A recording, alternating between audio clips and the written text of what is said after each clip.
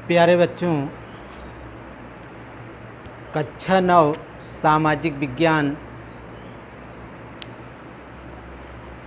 लोकतांत्रिक शासन क्यों और कैसे, इकाई प्रथम है, इकाई 3 है, चैप्टर प्रथम है। लोकतंत्र क्या है? लोकतंत्र कहते किसे हैं?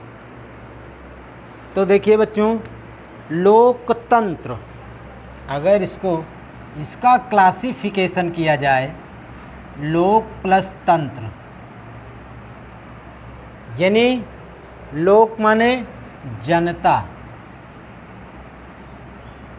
तंत्र माने शासन।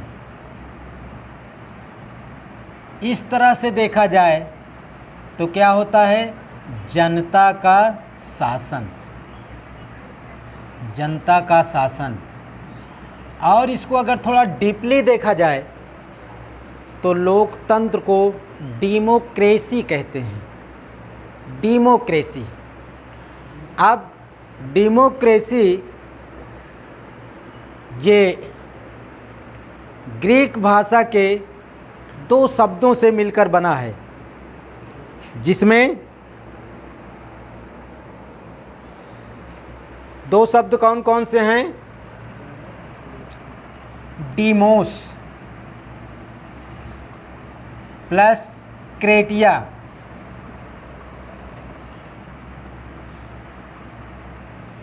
डीमोस का अर्थ होता है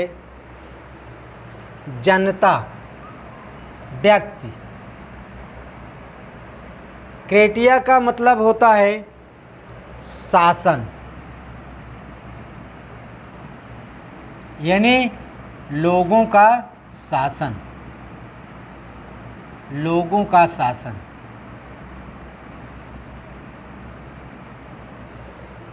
तो इस तरह से लोकतंत्र में 2 प्रणालियां पाई जाती है। जैसे अब्राहम लिंकन ने कहा है, जो अमेरिका के राष्ट्रपति हुए थे, उन्होंने कहा था लोकतंत्र जनता का जनता के लिए जनता के द्वारा शासन है।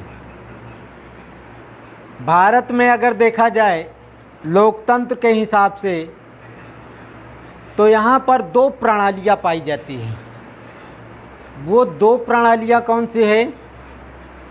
जैसे यहाँ पर लोकतंत्र तो है, लेकिन जो लोकतंत्र है वह 2 प्रकार से देखा जाता है, जिसमें लोगों का चुनाव या जनता अपने हिसाब से करती है। जैसे एक है प्रत्यक्ष चुनाव के द्वारा, प्रत्यक्ष चुनाव के द्वारा, और दूसरा है अप्रत्यक्ष चुनाव के द्वारा। अप्रत्यक्ष चुनाव के द्वारा यानी ये क्या होता है? प्रत्यक्ष और अप्रत्यक्ष। लोकतंत्र में ये दोनों चीज़ें देखी जाती है। प्रत्यक्ष चुनाव के माध्यम से इसमें जनता एक स्थान पर एकत्रित होकर के प्रत्यक्ष रूप से अपने प्रतिनिधियों का चयन करती है। आजकल बहुधा देखा जाता है, जैसे जो कोटेदार होते हैं, इनका जो चुनाव होता है ये प्रत्यक्ष प्रणाली के द्वारा होता है। यानी कहने का मतलब जो पब्लिक होती है, जो जनता होती है, उनसे हाथ उठवा करके और तुरंत जजमेंट दे दिया जाता है कि कोटा किधर जाएगा। अगर कोटा किसी तरफ भी जाता है तो उसमें पब्लिक की अहम भूमिका होती है। पब्लिक जो चाहे, जैसे भी चाहे, जो उसको पसंद हो, ईमानदार लगता हो, उसके पक्ष में वो हाथ उठा देते हैं। हाथ उठा करके वोटिंग करना ये प्रत्यक्ष लोकतंत्र है।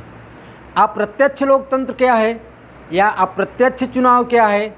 अप्रत्यक्ष चुनाव में जनता अपने प्रतिनिधियों का चुनाव अप्रत्यक्ष रूप से करती है, यानी वोटिंग के माध्यम से करती है।